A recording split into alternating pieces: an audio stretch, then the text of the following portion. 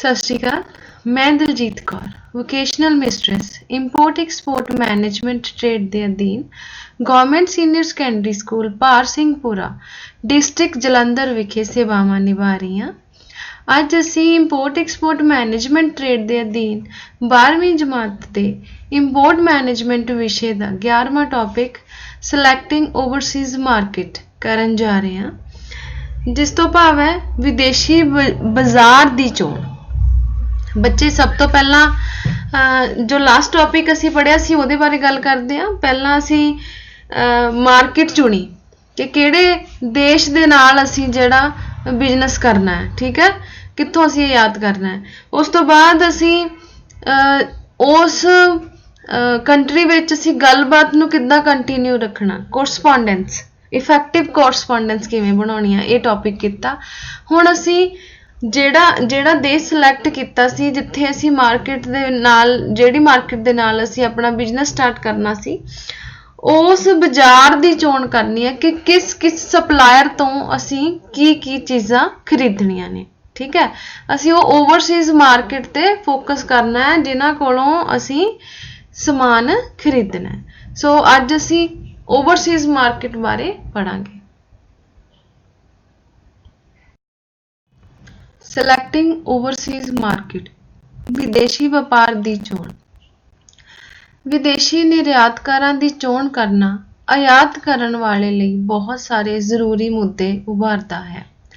जदों निर्यातकार असी चुनने हन तां असी ये देखना है, आयातकार ने ये देखना हुंदा है कि किहड़ियां प्रॉब्लम्स जां किहड़े प्रोसैस सानू फॉलो करने पैणगे। जिवें भाषा दे अंतर, हुण लैंगुएज दा डिफरेंस हुंदा। असी मतलब पंजाब तो कोई कंपनी है जिहड़ी आयात कर रही है, ठीक है, दुबई नाल बिजनेस चल रहा साडा।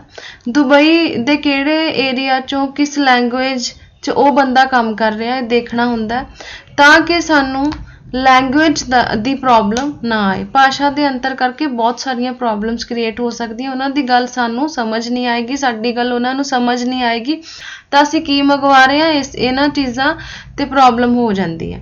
भुगतान दे तरीके, हुण असीं समान खरीदना, भुगतान करना मतलब उन्हां ने सानू समान भेजना ते असीं उन्हां नू पेमेंट करनी है। पेमेंट असीं किस तरीके नाल करनी है, ये चीज़ां देखणियां पैंदियां। कागजी कार्रवाई विच वाधा, इंपोर्ट एक्सपोर्ट का बिजनेस कर रहे हैं तो बहुत सारी लंबी चौड़ी पेपर वर्क की एक प्रोसैस दे विचों लंघना पैंदा है, तो ये कागजी कार्रवाई विच भी बहुत वाधा हो जाता है। सो ये मेन पॉइंट्स आ जिहड़े ध्यान विच रखने पैंदे आ।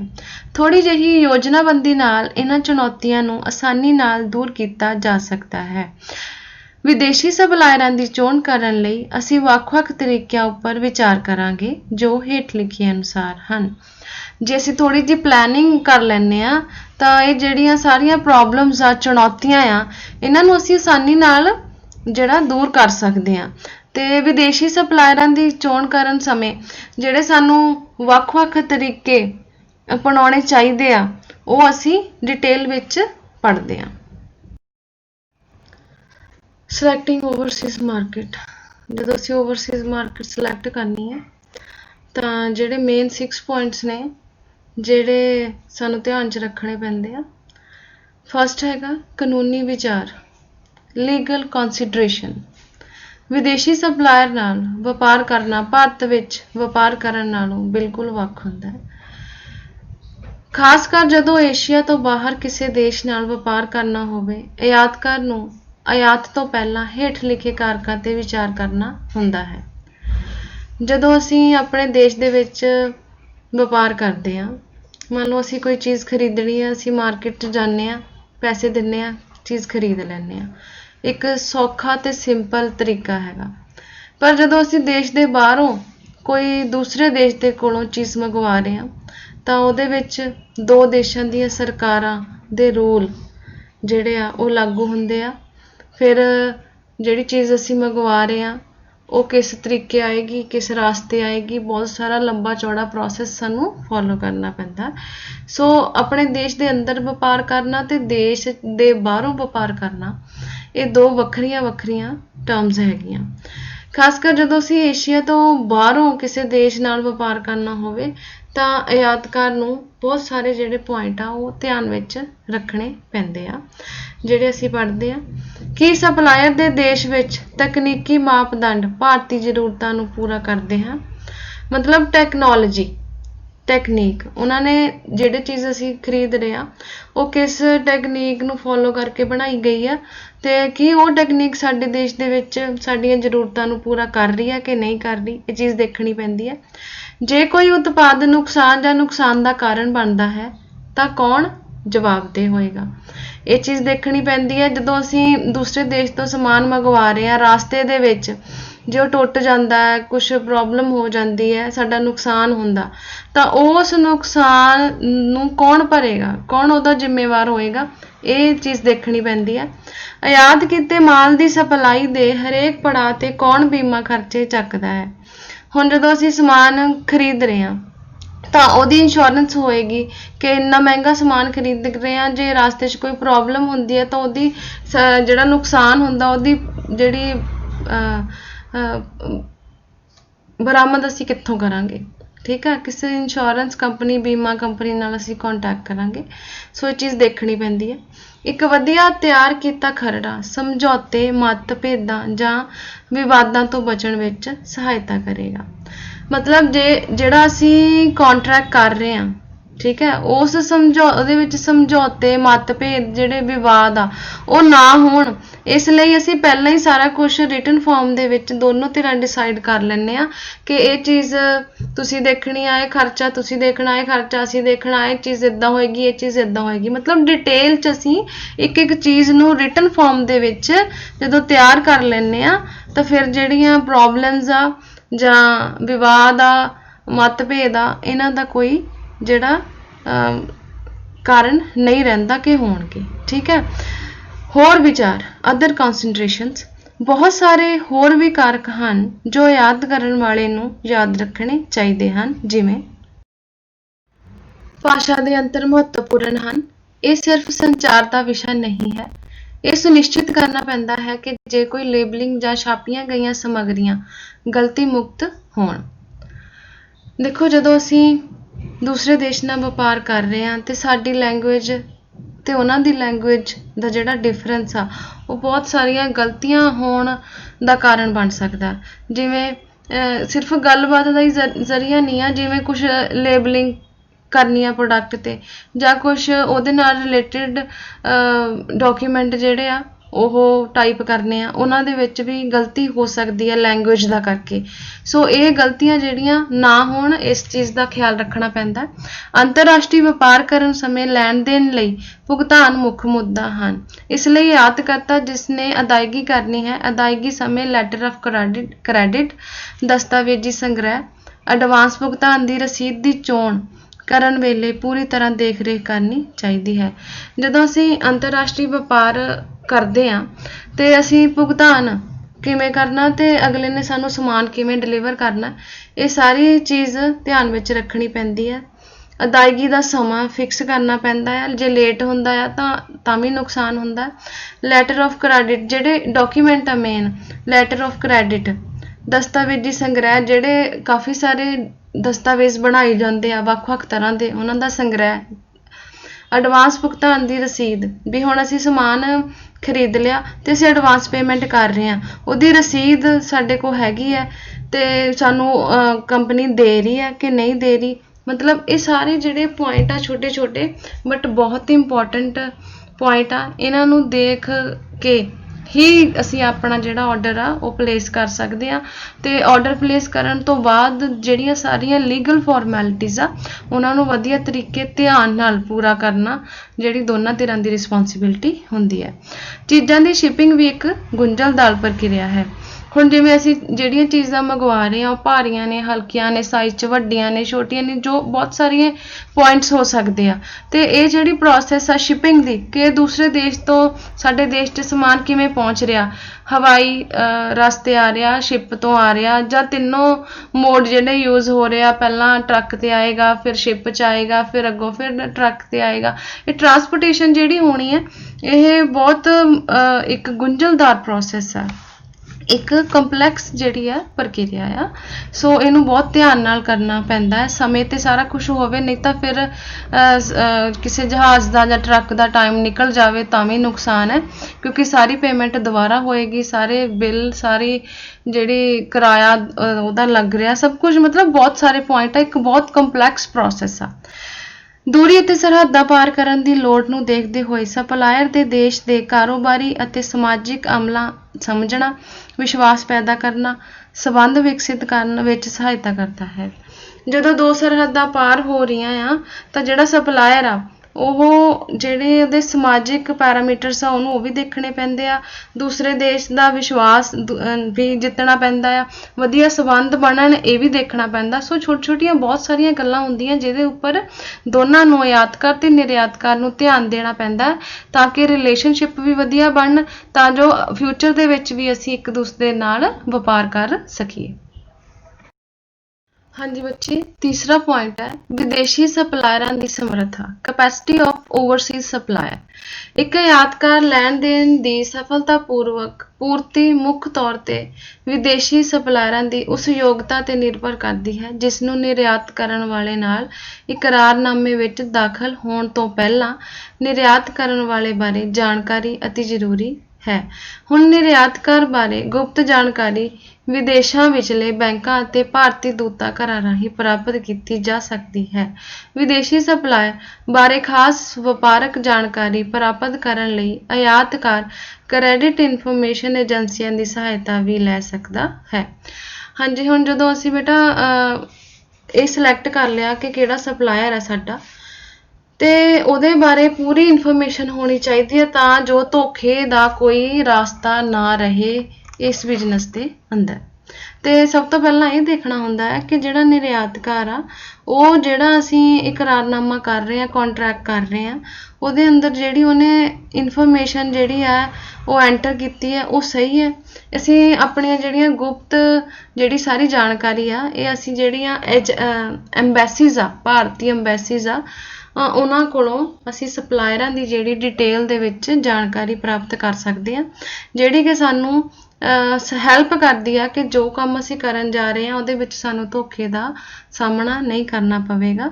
ਜਿਹੜੀਆਂ ਕ੍ਰੈਡਿਟ ਇਨਫੋਰਮੇਸ਼ਨ ਏਜੰਸੀਜ਼ ਹੁੰਦੀਆਂ ਨੇ ਉਹ ਵੀ ਇਸ ਕੰਮ ਵਿੱਚ ਸਾਡੀ ਸਹਾਇਤਾ ਕਰਦੀਆਂ ਆ ਕਿ ਜਿਹੜੀ ਵਿਦੇਸ਼ੀ ਕੰਪਨੀ ਆ, ਜਿਹੜੀ ਨਿਰਯਾਤਕਾਰ ਆ ਜਿਹੜਾ, ਉਹਦੇ ਬਾਰੇ ਡਿਟੇਲ 'ਚ ਸਾਨੂੰ ਗੁਪਤ ਜਾਣਕਾਰੀ ਮੁਹੱਈਆ ਕਰਾਉਣ। ਸਾਡਾ ਚੌਥਾ ਪੁਆਇੰਟ ਹੈ ਜਾਣਕਾਰੀ ਦੇ ਸਰੋਤ, ਸੋਰਸਿਸ ਆਫ ਇਨਫੋਰਮੇਸ਼ਨ। ਵਿਦੇਸ਼ੀ ਨਿਰਯਾਤ ਕਰਤਾਵਾਂ ਬਾਰੇ ਹੇਠ ਲਿਖੇ ਸਰੋਤਾਂ ਤੋਂ ਜਾਣਕਾਰੀ ਇਕੱਤਰ ਕੀਤੀ ਜਾ ਸਕਦੀ ਹੈ।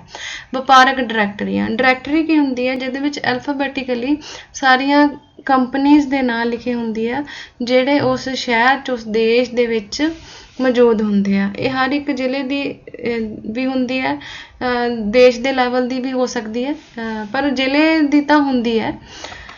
ਤੇ ਜਿਵੇਂ ਹੁਣ ਮੰਨ ਲਓ ਲੁਧਿਆਣਾ ਸ਼ਹਿਰ ਹੈ ਜਾਂ ਜਲੰਧਰ ਸ਼ਹਿਰ ਹੈ ਜਾਂ ਅੰਮ੍ਰਿਤਸਰ ਹੈ, ਉਹਦੇ ਵਿੱਚ ਜਿੰਨੇ ਵੀ ਛੋਟੇ ਛੋਟੇ ਬਿਜ਼ਨਸ ਆ ਉਹ ਐਲਫਾਬੈਟਿਕਲੀ ਹੋਊਗੇ। ਮੰਨ ਲਓ ਜਿਵੇਂ ਜਗਜੀਤ ਇੰਪੋਰਟ ਕੰਪਨੀ ਹੈ, ਹੁਣ ਉਹ ਜਿੱਥੇ ਜੇ ਸ਼ਬਦ ਸ਼ੁਰੂ ਹੋ ਰਿਹਾ ਉੱਥੇ ਜੇ ਦੇ ਵਿੱਚ ਜਗਜੀਤ ਇੰਪੋਰਟ, ਜਗਜੀਤ ਮਤਲਬ ਉੱਥੇ ਉਸ ਲੇਨ ਦੇ ਵਿੱਚ ਸਾਨੂੰ ਮਿਲ ਜਾਏਗਾ ਉਹਦਾ ਐਡਰੈਸ, ਫੋਨ ਨੰਬਰ, ਸਾਰੀ ਡਿਟੇਲ। ਸੋ ਵਪਾਰਕ ਡਾਇਰੈਕਟਰੀਆਂ ਜਿਹੜੀਆਂ ਆ ਉਹ ਬਹੁਤ ਹੈਲਪਫੁਲ ਹੁੰਦੀਆਂ। ਪੀਲੇ ਪੰਨੇ, ਪੀਲੇ ਪੰਨੇ ਵੀ ਇੱਕ ਬੁੱਕ ਹੁੰਦੀ ਆ ਜਿਹਦੇ ਵਿੱਚ ਯੈਲੋ ਪੇਜਿਸ ਹੁੰਦੇ ਆ ਸਾਰੇ, ਤੇ ਉਹਦੇ ਵਿੱਚ ਵੀ ਐਲਫਾਬੈਟਿਕਲੀ ਸਾਰੀ ਡਿਟੇਲ ਹੁੰਦੀ ਆ ਉਸ ਸ਼ਹਿਰ ਦੀ, ਉਸ ਜ਼ਿਲ੍ਹੇ ਦੀ। ਠੀਕ ਹੈ, ਇੱਕ ਏਰੀਆ ਫੋਕਸ ਵੀ ਹੋ ਸਕਦਾ, ਛੋਟੇ ਏਰੀਏ ਦੀ ਵੀ ਹੋ ਸਕਦੀ ਹੈ, ਸ਼ਹਿਰ ਦੀ ਵੀ ਹੋ ਸਕਦੀ ਹੈ, ਪੂਰੇ ਪੰਜਾਬ ਜਿਵੇਂ ਇਹਦੀ ਵੀ ਹੋ ਸਕਦੀ ਹੈ, ਜ਼ਿਲ੍ਹੇ ਵਾਈਜ਼। ਸੋ ਜਿਹੜੇ ਪੀਲੇ ਪੰਨੇ ਹੁੰਦੇ ਆ ਵੀ ਬਹੁਤ ਹੈਲਪਫੁਲ ਹੁੰਦੇ ਆ। ਉਹਦੇ ਵਿੱਚ ਵੀ ਸੀਰੀਅਲ ਆਰਡਰ ਦੇ ਵਿੱਚ ਜਿਵੇਂ ਐਲਫਾਬੈਟਿਕਲੀ ਸਾਰੇ address with phone numbers available ਹੁੰਦੇ ਆ। ਵਿਦੇਸ਼ ਵਿੱਚ ਦੋਸਤ ਰਿਸ਼ਤੇਦਾਰ, ਅਸੀਂ ਜਿਹੜੇ ਸਾਡੇ ਰਿਸ਼ਤੇਦਾਰ ਵਿਦੇਸ਼ਾਂ ਦੇ ਵਿੱਚ ਬੈਠੇ ਆ ਜਾਂ ਦੋਸਤ ਮਿੱਤਰ ਆ, ਉਹਨਾਂ ਤੋਂ ਵੀ ਪੁੱਛ ਸਕਦੇ ਆ ਕਿ ਹਾਂ ਇਹ ਕੰਪਨੀ ਠੀਕ ਆ ਕਿ ਨਹੀਂ ਠੀਕ ਹੈ ਨਾ। ਅੰਤਰਰਾਸ਼ਟਰੀ ਵਪਾਰ ਮੇਲੇ ਅਤੇ ਪ੍ਰਦਰਸ਼ਨੀ ਜਿਸ ਲਈ ਤੁਸੀਂ ਸੰਪਰਕ ਕਰ ਸਕਦੇ ਹੋ। ਬਹੁਤ ਸਾਰੀਆਂ ਪ੍ਰਦਰਸ਼ਨੀਆਂ ਤੇ ਅੰਤਰਰਾਸ਼ਟਰੀ ਵਪਾਰਕ ਮੇਲੇ ਲੱਗਦੇ ਆ, ਉਹਦੇ ਵਿੱਚ ਵੀ ਕੰਪਨੀਜ਼ ਜਿਹੜੀਆਂ ਭਾਗ ਲੈਂਦੀਆਂ ਆ। ਅਸੀਂ ਉਹਦੇ ਵਿੱਚ ਜਾ ਕੇ ਵੀ ਦੇਖ ਸਕਦੇ ਹਾਂ ਕਿ ਕੰਪਨੀ ਨੇ ਪਹਿਲਾਂ ਕਿੰਨੀ ਕੁ ਵਾਰ ਸੰਪਰਕ ਮਤਲਬ ਲੋਕਾਂ ਨਾਲ ਇਹਦੇ ਵਿੱਚ ਆ ਕੇ ਕੀਤਾ ਹੈ ਤੇ ਕਿਵੇਂ ਦੇ ਇਹਦੀ ਪਰਫਾਰਮੈਂਸ ਆ, ਸਾਨੂੰ ਉੱਥੋਂ ਪਤਾ ਲੱਗ ਜਾਂਦਾ।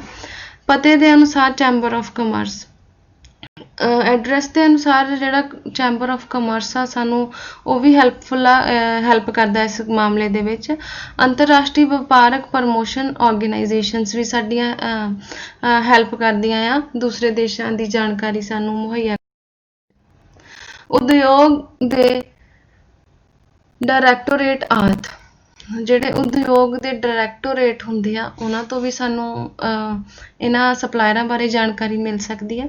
ਵਿਦੇਸ਼ੀ ਸਪਲਾਇਰ ਇੰਡੈਂਟ ਏਜੰਟ ਹੁੰਦੇ ਆ, ਜਿਹੜੇ ਵਿਚੋਲੇ ਹੁੰਦੇ ਆ, ਦੋਨਾਂ ਜਿਹੜੇ ਵਪਾਰ ਕਰਨ ਦੇ ਵਿੱਚ ਦੋਨਾਂ ਦੇਸ਼ਾਂ ਦੀ ਸਹਾਇਤਾ ਕਰਦੇ ਆ, ਉਹ ਵੀ ਸਾਡੇ ਲਈ ਹੈਲਪਫੁਲ ਹੋ ਸਕਦੇ ਆ ਸਪਲਾਇਰਾਂ ਦੀ ਜਾਣਕਾਰੀ ਦੇਣ ਦੇ ਵਿੱਚ। ਪ੍ਰਸਿੱਧ ਵੈਬਸਾਈਟਾਂ ਦਾ ਦੌਰਾ ਕਰਨਾ, ਹੁਣ ਅਸੀਂ ਇੰਟਰਨੈਟ 'ਤੇ ਕਾਫੀ ਸਾਰੀਆਂ ਸਾਈਟਸ ਅਵੇਲੇਬਲ ਹੁੰਦੀਆਂ ਆ, ਜੇ ਅਸੀਂ ਉਹਨਾਂ ਦੇ ਉੱਤੇ ਵੀ ਉਹਨਾਂ ਨੂੰ ਲੱਭਦੇ ਹਾਂ ਤਾਂ ਸਾਨੂੰ ਆਸਾਨੀ ਨਾਲ ਉਹਨਾਂ ਸਪਲਾਇਰਾਂ ਦੀ ਜਾਣਕਾਰੀ ਮਿਲ ਸਕਦੀ ਹੈ, ਕਿਉਂਕਿ ਉੱਥੇ ਵੈਬਸਾਈਟਾਂ ਦੇ ਉੱਪਰ ਬਹੁਤ ਸਾਰੇ ਸਪਲਾਇਰਾਂ ਦੀ ਜਾਣਕਾਰੀ ਅਵੇਲੇਬਲ ਹੁੰਦੀ ਆ। ਨੰਬਰ 5 ਹੈ ਭਾਰਤ ਵਿੱਚ ਵਿਦੇਸ਼ੀ ਏਜੰਟ ਦੀ ਭੂਮਿਕਾ, role of overseas agent in India. ਕੁਝ ਵਿਦੇਸ਼ੀ ਸਪਲਾਇਰ ਭਾਰਤ ਵਿੱਚ ਆਪਣੇ ਏਜੰਟ ਨਿਯੁਕਤ ਕਰਦੇ ਹਨ। ਇਹ ਏਜੰਟ ਭਾਰਤੀ ਪਾਰਟੀਆਂ ਤੋਂ ਆਰਡਰ ਲੈਂਦੇ ਹਨ ਅਤੇ ਵਿਦੇਸ਼ਾਂ ਤੋਂ ਮਾਲ ਦੀ ਸਪਲਾਈ ਦਾ ਪ੍ਰਬੰਧ ਕਰਦੇ ਹਨ। ਅਜਿਹੇ ਏਜੰਟਾਂ ਦੁਆਰਾ ਆਯਾਤ ਕਰਨਾ ਲਾਹੇਵੰਦ ਹੁੰਦਾ ਹੈ, ਕਿਉਂਕਿ ਚੀਜ਼ਾਂ ਦੀ ਗੁਣਵੱਤਾ, ਭੁਗਤਾਨ ਅਤੇ ਦਸਤਾਵੇਜ਼ ਤਿਆਰ ਕਰਨਾ ਆਦਿ ਕੰਮ ਵਿੱਚ ਮੁਸ਼ਕਲਾਂ ਦੀ ਸਥਿਤੀ ਵਿੱਚ ਇਹਨਾਂ ਏਜੰਟਾਂ ਨਾਲ ਸੰਪਰਕ ਕੀਤਾ ਜਾ ਸਕਦਾ ਹੈ।